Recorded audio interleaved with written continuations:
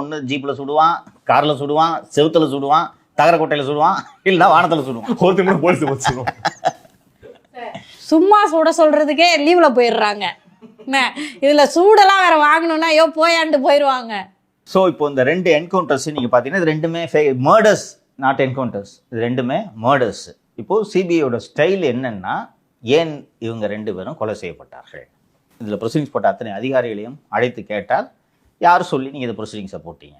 வரதராஜனை கூப்பிட்டு நீ ஏன்ப்பா மெடிக்கல் லீவில் போனால் மொதல் நாள் இவ்வளோ லெங்க்த்தாக ஸ்வோன் ஸ்டேட்மெண்ட் கொடுக்குற, நான் இவ்வளோ விசாரிக்கணும் அவ்வளோ விசாரிக்கணுன்ட்டு எல்லாம் சொல்கிறேன், மறுநாளே எப்படி உனக்கு உடம்பு சரியில்லாமல் போகுது, என்ன கதை வந்து உண்மையை சொல்றியா, ஜெயிலுக்கு போறியான்னு கேட்டால் சொல்லிட்டு வர இளங்கலிங்க கூப்பிட்டு எங்கேயா சுட்டான் உன்னை, போய் கடப்பாவிலேருந்து கூட்டின்னு வந்துட்டு துப்பாக்கியை புதைச்சி வச்சுருக்கானே அங்கே போய் மூஞ்ச காமிச்சிட்டா நிப்பண்ணே எடுத்து சுடுறது வரைக்கும் என்னையா போலீஸ் நீ என்ன ட்ரைனிங் எடுத்த என்று கேட்டால் அவர் ஒப்புதல் வாக்குமூலத்தை கொடுத்து விடுவார். இப்போ இந்த திருவங்கடெல்லாம் கொடுத்தாலும் ஒப்புதல் வாக்குமூலம் இது மாதிரி சிபிஐ எழுதுவாங்க.